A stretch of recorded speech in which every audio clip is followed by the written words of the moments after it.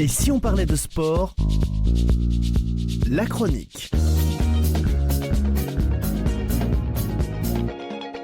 Et si le football racontait la plus grande histoire du sport mondial? Aujourd'hui, et si on parlait de sport, vous invite à embarquer pour un voyage exceptionnel au cœur de la Coupe du Monde de football avec une série inédite de 22 chroniques consacrées à la plus prestigieuse des compétitions.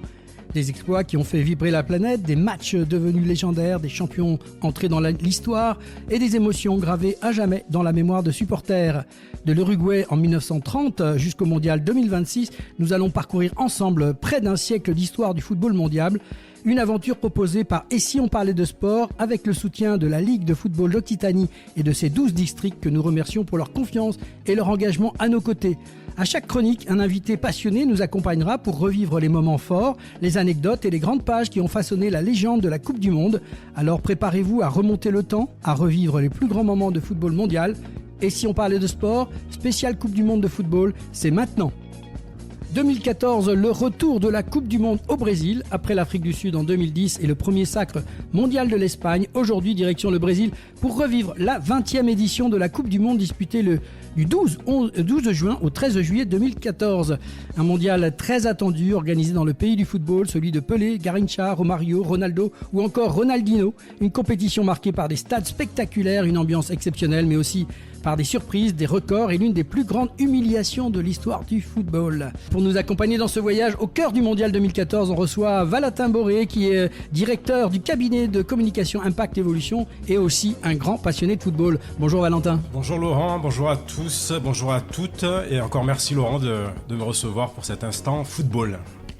Alors Valentin, avant de parler du terrain, pourquoi cette Coupe du Monde 2014 est-elle si symbolique pour le Brésil ?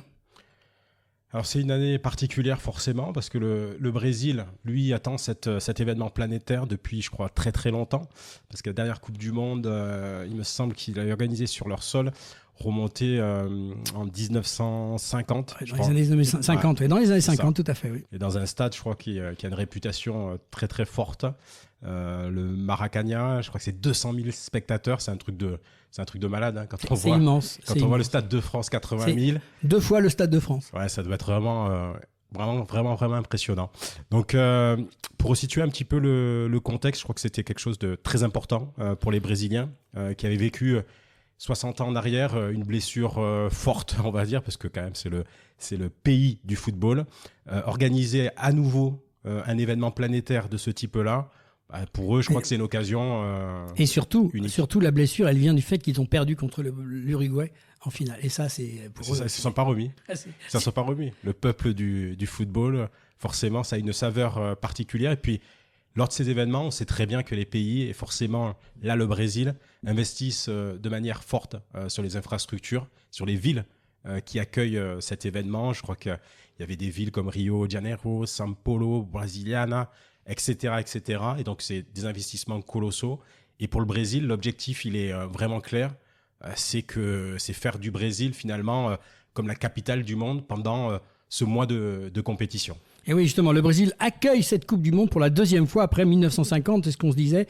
Et l'attente est immense.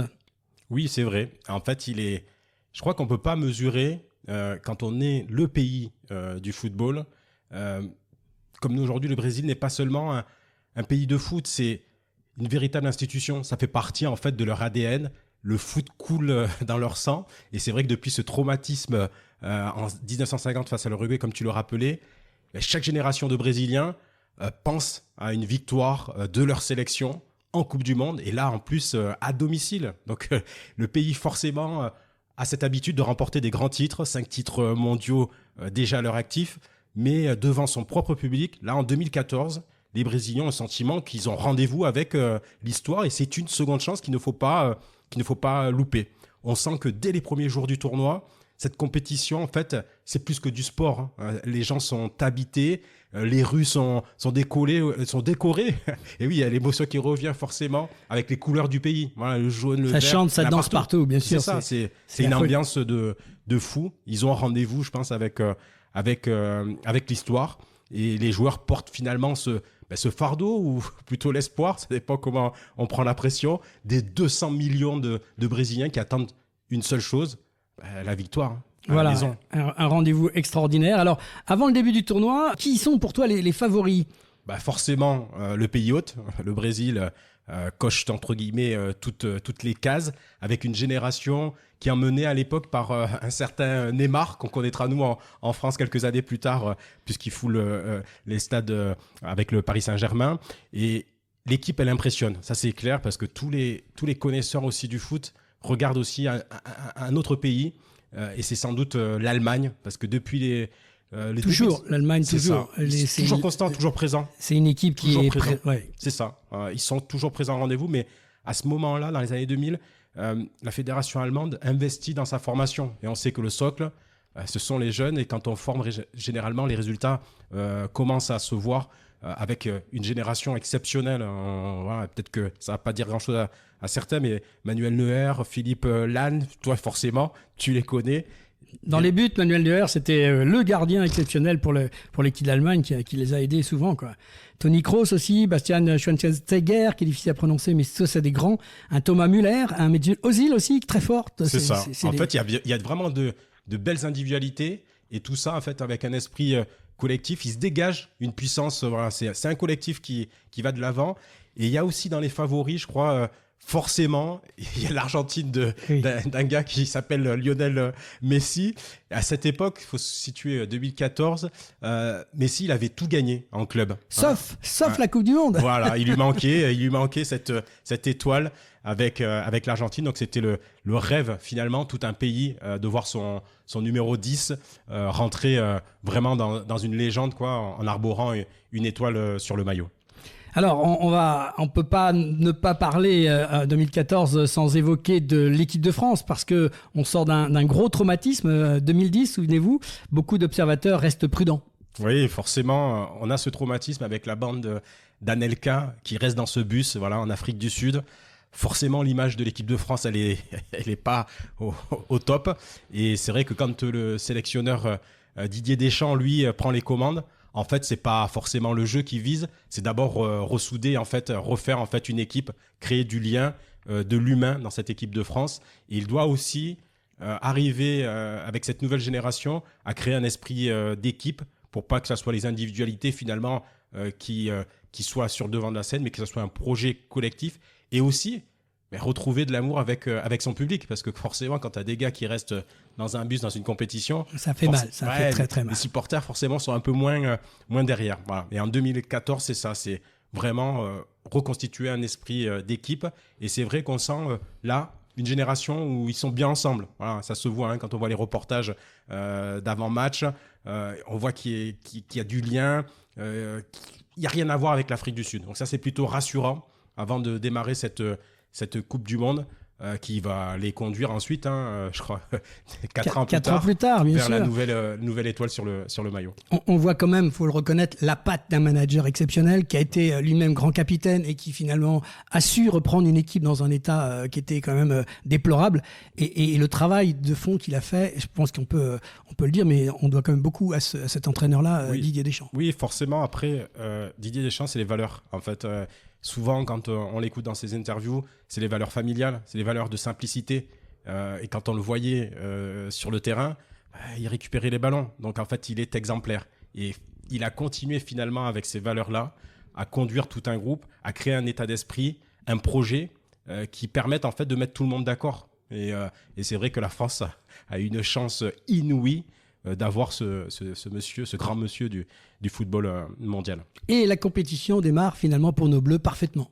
Oui, 3-0, je crois, c'est ça, 3-0, et un doublé de M. Karim Benzema contre les Honduras. Et ensuite, il y a un match qui marque les esprits contre nos amis suisses, un 5-2, on mène, je crois, 5-0 jusqu'à la 80e minute. Bon, les Suisses réduiront un petit peu l'écart, mais forcément, ça marque les esprits. Et puis, un petit match nul contre l'Équateur, parce que bon, voilà, on gagne deux grandes rencontres, un 0-0. Et les Bleus donc, terminent... Ils font tourner sur le dernier match. C'est ça, oui. L'objectif, pour préparer voilà. les phases qualificatives. Et donc là, par contre, on est rassuré par le jeu offensif de nos Bleus. On sent une belle ambiance de groupe. Et puis, ça y est. Le lien se refait avec les supporters qui commencent à à y croire, quoi. À croire à leur Voilà. équipe, ça c'est important d'être derrière l'équipe. Après quoi. la cassure du bus, forcément, il y a une image complètement différente et en plus qui se voit avec les résultats. Alors, le 8e de finale contre le Nigeria, le premier match à élimination directe, donc ça c'est un gros test face au Nigeria. Ouais, c'est un peu plus compliqué que prévu parce que bon, normalement, on part sur la feuille. Sur le papier. Sur le papier, on est devant, mais sur le terrain, c'est un peu différent. Les Nigériens, ils nous posent un peu de problèmes. Pendant 1 heure, on a du mal finalement à mettre en place le jeu. Et là, on a un monsieur, là encore, on s'en souvient, Paul Pogba, qui arrive finalement à ouvrir le score. On est à peu près à 10 minutes avant la fin du match. Et puis après, un petit but contre son camp de Nigériens. Et là, c'est 2-0. Et enfin, on retrouve ces phases finales. On continue en tout cas. Et la prochaine étape, forcément, le quart de finale de la Coupe du Monde. Et pour la première fois, 2006, C'est ça. Ça faisait un petit bout de temps aussi qu'on n'était pas arrivé là. Et la fin de l'aventure, malheureusement, face à l'Allemagne. Et en même temps, voilà, c'est un adversaire qu'il fallait battre, l'Allemagne. Ouais, l'Allemagne, on le disait, une formation très très forte. Hein. Ils ont investi dedans et on voit que tout de suite, c'est une équipe qui en impose. Ça sera le futur champion du monde. Donc finalement, c'est une défaite 1-0.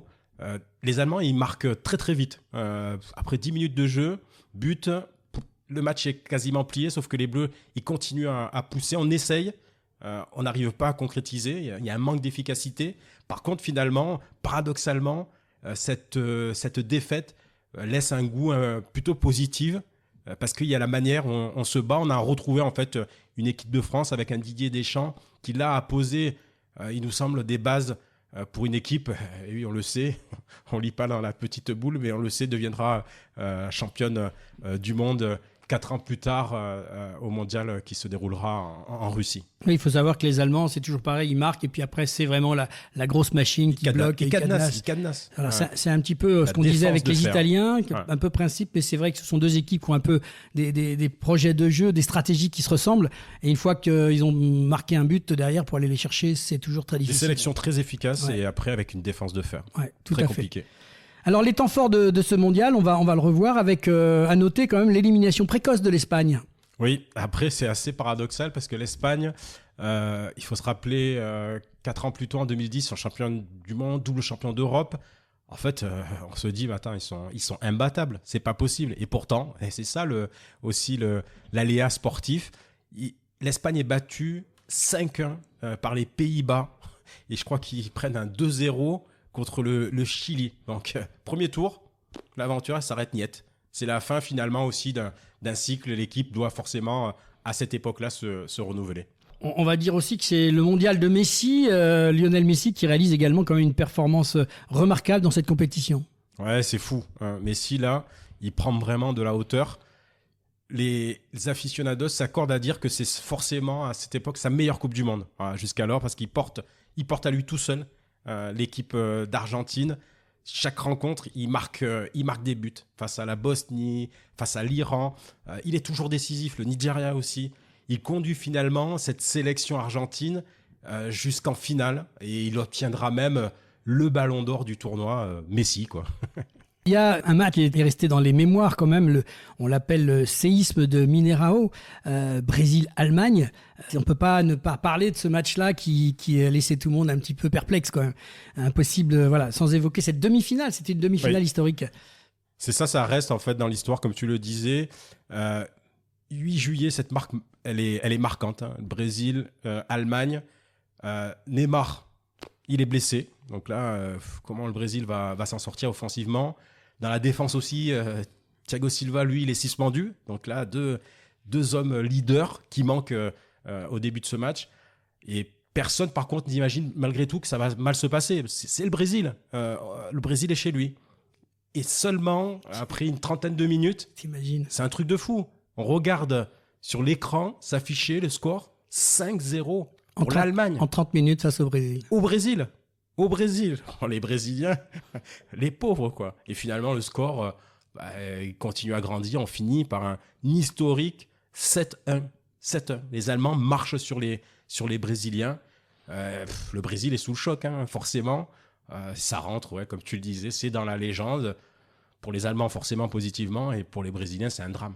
Ça fait mal. Je pense que même encore aujourd'hui, il ne faut pas trop leur parler de ce match. Faut pas qu'ils écoutent finalement ton podcast, pour le coup. Parce que Neymar, il doit en avoir marre. Hein, sincèrement, qu'on lui parle de ça. Mais il y a une finale derrière, une grande finale quand même qu'on attendait aussi, avec l'Allemagne-l'Argentine, le 13 juillet 2014. Place à cette finale au Maracana. Qu'est-ce qu'on peut retenir de cette rencontre, Valentin ? Même si le Brésil n'est pas au rendez-vous, le Brésil, ce sont des supporters, ce sont des amoureux du football. Ils ont là une finale dantesque avec deux grandes nations, l'Allemagne, l'Argentine. L'Argentine se procure plusieurs occasions directes, très importantes, via Lionel Messi, on le connaît, mais aussi un certain Gonzalo Higuaín. Mais le score, il reste vierge, nul, durant le temps réglementaire. Donc il faut aller sur cette phase de prolongation, et en espérant ne pas aller au pénalty. Et là, il y a une action des Allemands. On se rappelle André Schürrle, je crois, c'est ça, déborde du côté gauche. Il adresse un centre millimétré qui est réceptionné avec un contrôle de la poitrine de Mario Götze, je crois que c'est ça. Il fait une reprise, mais magnifique, du pied gauche. Et le ballon finit, c'est la délivrance pour les Allemands. C'est la victoire sur cette finale, 1-0. Et ainsi, l'Allemagne décroche ainsi sa 4e étoile sur le maillot, après les titres de 54, 74 également, et puis 90. Donc voilà, il devient également la première nation, donc ça fait rêver aussi la France à cette époque-là, c'est la première nation européenne qui remporte une Coupe du Monde hors continent européen, sur le continent donc sud-américain, où on avait des équipes qui étaient là vraiment pour exceller. On notera quand même que l'Allemagne souvent se retrouve en finale, pas forcément l'hyper favori, mais on le voit en 74, c'était les Pays-Bas qui devaient gagner et finalement c'est l'Allemagne. Là on était plus avec un Lionel Messi à se dire il y a Lionel Messi, non, c'est quand même encore l'Allemagne, c'est quand même une vraie équipe qu'on a du mal à bouger. C'est le pragmatisme, c'est ce que tu disais, c'est les Italiens, les Allemands, à un moment donné, il y a une efficacité devant le but qui est vraiment exceptionnelle, impressionnante. Voilà, c'est de la rigueur, c'est comme ça. C'est énervant, mais c'est comme ça. C'est comme ça, c'est le sport. Alors l'héritage de ce mondial, Valentin, avec ce recul, quelle place occupe pour toi cette Coupe du Monde dans l'histoire, Coupe du Monde 2014 ? Après, c'est forcément particulier quand on voit la génération allemande. En fait, on voit qu'il y a une génération allemande qui arrive de manière très très forte. Et nous, avec un peu de chauvinisme, je dirais que l'épopée donc de l'équipe de France de Didier Deschamps, on voit vraiment qu'avec les Pogba, Grisou, Griezmann, avec les Varane, on a une équipe qui va performer, on le saura, avec plusieurs titres de champion du monde. Donc on est plutôt rassuré. Ce qui marque aussi cette Coupe du Monde de 2014, finalement, c'est ce 7-1, cette gifle infligée aux Brésiliens chez eux. Donc ça, c'est vraiment, on le répète, malheureusement, c'est pas drôle. Et ensuite, on voit aussi que dans les figures du football, il y a un passage, une transition entre Messi, Ronaldo, génération suivante. C'est souvent ça, les Coupes du Monde. On voit des passages de témoins, et cette Coupe du Monde n'a pas échappé à cette tendance-là. Et puis, ça restera quand même des belles images. Ce sont des événements avec des jolis souvenirs pour tous les supporters de toutes les nations. Voilà, je crois que c'est ça, quoi, le sport et la Coupe du Monde. C'est avant tout une formidable fête. Et 2014 aura été également une belle fête du football. Merci beaucoup Valentin d'avoir partagé avec nous tes souvenirs, ton regard pour cette Coupe du Monde 2014. Dans notre prochaine chronique, nous prendrons la direction de la Russie pour la Coupe du Monde 2018, une édition qui fera vibrer tout un pays, celle de l'explosion de Kylian Mbappé sur la scène mondiale, celle d'un groupe soudé, talentueux et ambitieux, celle d'un sélectionneur, Didier Deschamps, qui rejoindra le cercle très fermé des hommes sacrés, champions du monde comme joueurs et comme entraîneurs. 20 ans après l'épopée de 98, les Français vont retrouver le chemin de la gloire et écrire l'une des plus belles pages de l'histoire du sport français. Alors rendez-vous très bientôt pour revivre ensemble cette extraordinaire aventure de Russie qui conduira les Bleus jusqu'à la 2e étoile. D'ici là, prenez soin de vous et comme toujours, et si on parlait de sport ? Merci Valentin. Merci Laurent, merci à tous.